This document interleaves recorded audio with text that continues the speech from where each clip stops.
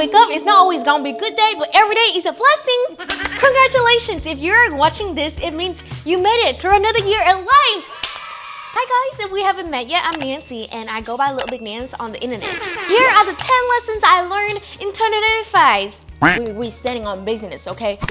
Oh my god. Why do you always act like you hate me when we're on camera? You obviously love me, Pooks. Oh my god, look how bigger he got. You're so big. You're not a big boy. You're so big, Pooks. You're like a tiger. Anyways, he hates me. Lesson number 1, growth is uncomfortable. I ain't no scientist, but I know that our human brains are designed to want to do what keeps you comfortable, not what makes you grow. Because guess what? Our brain is addicted to comfort. So even though it's uncomfortable to be in a toxic relationship, but it's even more uncomfortable to get out of it and grow. They got to comfortable level and that's what's familiar with them. But sometimes growth means you gotta let go. And even though it's uncomfortable, you gotta let go of the things that don't serve you anymore. You gotta let go of the people and the routines and the identities that not align for you anymore to make space for better things. Your soulmate, your bestie is alive and breathing, but they can't meet you yet because you kept yourself stuck in the friendship that don't align with you anymore. I'll give you an example of myself. My biggest goal was to become a more personality-driven creator, and I want to know as Little Big Nance. I want the internet to know me for me and not just because I'm the gym girl. And in order to let go of the identity of just a gym girl, I need to start experimenting. I need to start posting content in different forms. But low engagement doesn't mean that my content is bad or it sucks just because algorithm is not used to my different pillars of content yet. Having low engagement isn't comfortable, trying new things, not knowing if it would do well isn't comfortable. But staying stuck in the old identity or staying stagnant at the same exact place you were a year ago is also uncomfortable. And that's why recently I started posting more different types of content and I started feeling joy creating content again. And I just want to take this opportunity to say thank you so much for you guys for being here, stick through all phases, all type of content, all kind of Nancy. I am really grateful that you're still here and I'm gonna be consistent and I will be a big long form YouTuber, okay? I'm gonna be known as Little Big Nance and not as the gym girl or as the calisthenics girl, okay? Little Big is not only about muscles anymore. Little Big is about, I'm little, but I got a big personality to share with you guys. I hope my story inspires something in you. Sometimes you gotta let go of things that don't serve you anymore to make space for better and bigger things. One thing that helped me move through discomfort this year instead of just spiraling in it was giving myself space to actually process what I was feeling. I started a class on Skillshare called Everyday Journaling 5 Creative Ways to Document Your Life by Abby Sai. And it helped me let go of the pressure to make my journal perfect and just start writing again. There's a lesson about memory keeping that made me pause and see my life again and not just rushing through it like a big to-do list. It reminded me that reflection doesn't have to be ecstatic or too deep, it just needs to be honest. And this video is sponsored by Skillshare. If you haven't heard of it, Skillshare is an online learning platform with thousands of classes taught by real artists, creatives, and deep thinkers. From productivity and self-care to photography, design, writing, pretty much anything you have been curious to explore or get better at. Have you been wanting to pick up a new skill or reconnect with your creative side? Skillshare is a really good place to start. The first 500 people to use my link in the description or scan the QR code will receive 1 month free trial of Skillshare. Get started today. Success looks different for everyone, okay? We gotta start redefining success based on feelings and how we feel on the inside instead of aesthetics. Point of the question I have been thinking a lot about is, do I really want this? Or do I want to be seen having this?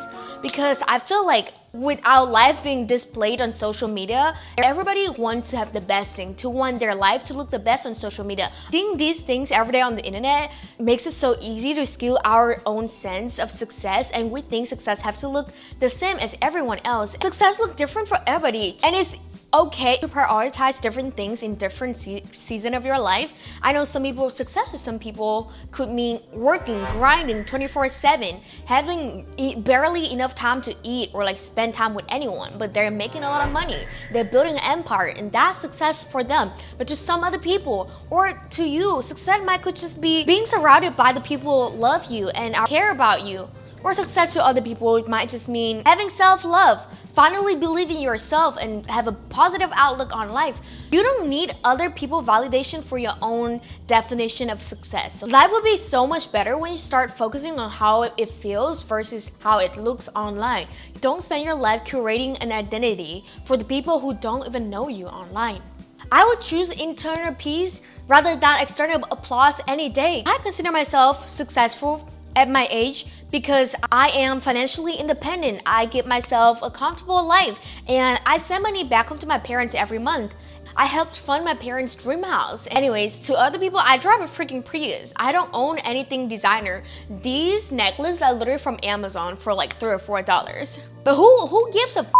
It's my life. I don't need to look rich to other people. I feel abundant inside of me and that's all matter. And it's not wrong for you to want luxurious thing, okay? It's not wrong, but I'm just saying sometimes other people's version of success doesn't apply to you. Another example is when I moved to this apartment. At first, I had my Pinterest board because I wanted it to look certain ways, but then after a lot of debating, I was telling myself, do I need all of these new furniture? Do I need all of these new decorations? Do I just want to have them just because I can take a picture and post on the internet and get validation from other people? So like I can make my life seems desirable to other people because I have a cute apartment. I have to question myself, do I really want it? Or do I just want other people to see that I have it? But you know what? Hello.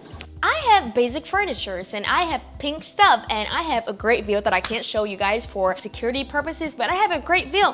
All the aesthetic stuff that I see on the internet makes me feel like I need more, I want more, I need more to be happy, but I don't. I would rather spend that money staying home to my parents so they can have comfortable life. Perspective is everything. I think I already said this 500 times, but everything is privilege. Next time before you start complaining about anything, just take a second, pause. What a privilege to be tired from the life that you used to dream about. What a privilege to pay taxes because that meant you made money in the first place. What a privilege to pay water bills and electricity bills because thanks to water, thanks to electricity, you have a good life. What a privilege to pay internet bills because that means you can watch Little Big Nans. Life will be so much better when you've shifted the focus from I have to I get to. No, you don't have to do homework. You get to do homework. You know how many people want education? No, you don't have to wake up. You get to wake up. Guess how many people never got a chance to wake up again? To today. I get it, like sometimes when you're dreading the morning and you're like, I don't want to wake up, but sometimes you gotta realize waking up itself is a privilege. Because at the end of the day, you have to pay bills anyways, you have to pay taxes anyway, you gotta wake up anyway. Might as well doing it with a positive attitude versus dragging yourself and complaining all the time because what is that gonna add to your life? And also, guess what? What you focus on, you magnify. The more you're grateful for life, the more things life will give you to be grateful for. Trust. The most relationship you will ever have is the relationship you have with yourself. People are in your life for seasons. People come and go. Friendships might not last forever. Some days your friend will move away or they'll get married. Sometimes people are not meant to be in your life forever and that's okay. But you know who are the person who is guaranteed to be in your life forever? You. Yourself, Pookie. So now, take a moment to give yourself a big hug because thank you for staying in my life forever. You're forced to. You don't have any other choice. Let me ask you a question. Imagine yourself inside the person you love the most. Could be your sister, your brother, your mom, your dad, or your girlfriend, your boyfriend. If you're in their body for a day, what would you do? Will you say nice things to yourself in the mirror or will you scold to yourself for making a silly mistake? Wouldn't you feed yourself with nutritious food? Wouldn't you go to the gym to exercise the body and make yourself healthy? Wouldn't you start working on their goals and their dreams because they matter and they deserve the best? Then why are you not doing it for yourself right now, Pooks? You should be the person you love the most. Literally the greatest project that you're ever working on. You know the saying, there's no perfect relationship because there's no such perfect person. So it's okay if you're not perfect. Just because you have flaws doesn't mean that you're not worth loving. Your mom has flaws, but your sister has flaws, but you still like them. And you can do the same for yourself. You can still like yourself while working through your flaws and while striving to be a better person. Your relationship with other people reflects how much you like and respect yourself, because people will treat you the exactly same way you treat yourself. People are in toxic relationships because they don't think they're worthy of love. People tolerate bad behaviors from other people, could be friends or family members, because they themselves don't respect themselves. That's why other people think it's okay to treat them like that. Stop forcing connections. It flows or it goes. If someone doesn't see your value, stop begging them to. You haven't yet to met everyone who will love you for who you are. Okay, so don't make yourself smaller to be liked by some person. Your standards in friendship and in relationships are not too much. They're just reflection of your self-worth. There's no perfect relationship because there's no perfect humans. If you choose to stay in a relationship or friendship with someone, you gotta accept their flaws and then still choose to love them regardless. And this is something new that I learned from this year that I didn't really think about beforehand, which is everybody wants a village, but nobody wants to be a villager first. I feel like my 2024 and 2023 for me was the years of grinding, locking in, and become the best version of myself possible, and being that lone wolf, like working on my independence, and I don't need to rely on anyone. I can do this myself kind of era. But 2025 for me was a lot about building meaningful connections and friendships. For the first time, I have close girl friendships that I feel like I can rely on them, I can depend on them. There's no jealousy in the friendship.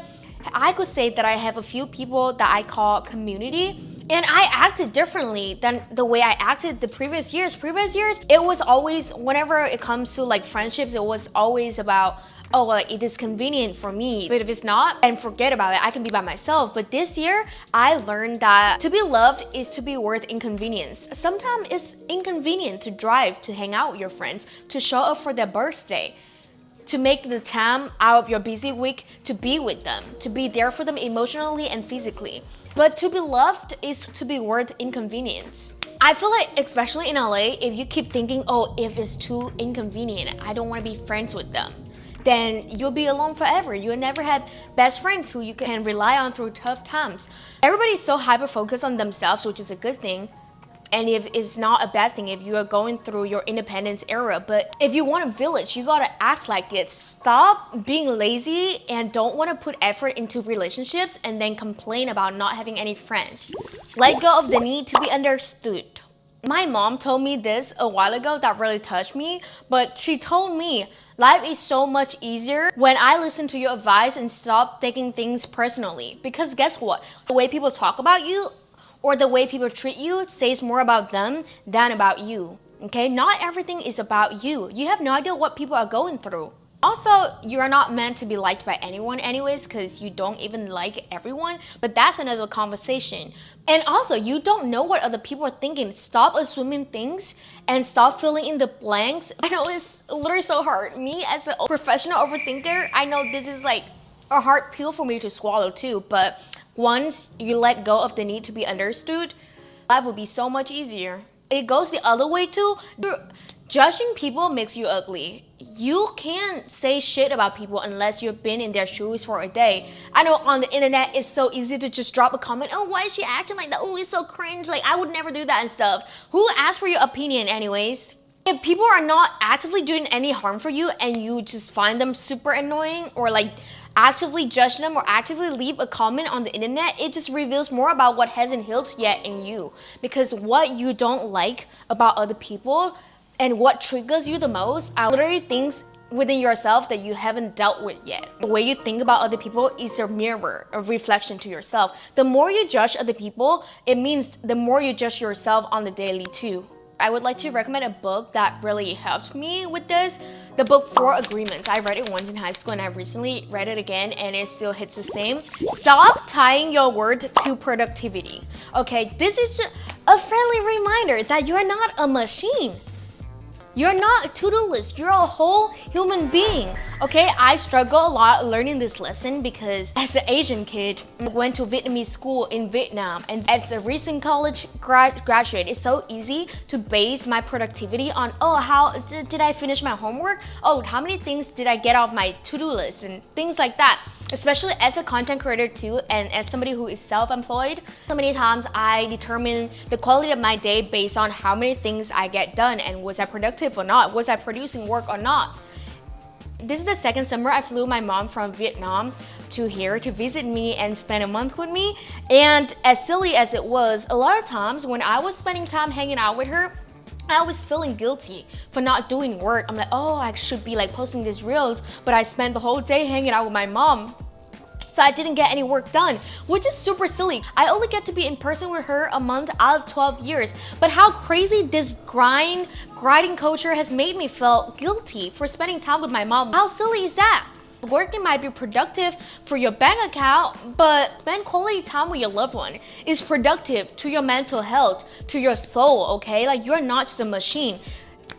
Life is not all about just making money and grinding. Life is also about feeding what's good for your soul, for your mental health. Productivity might look like spending time with your loved ones, or journaling, or crying, or spending time walking in nature, and sometimes doing nothing.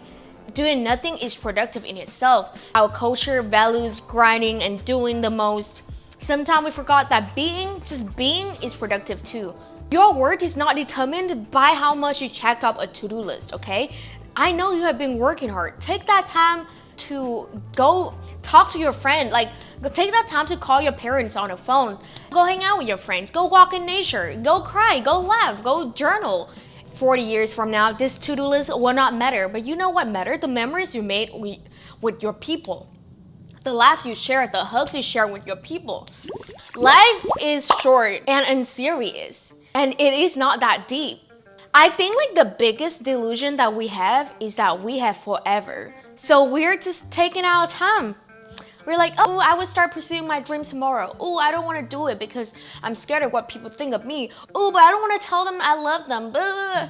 Girl, listen, we don't have forever. Tomorrow is not promised. Life is short as to not pursue your dreams, regardless of what other people think.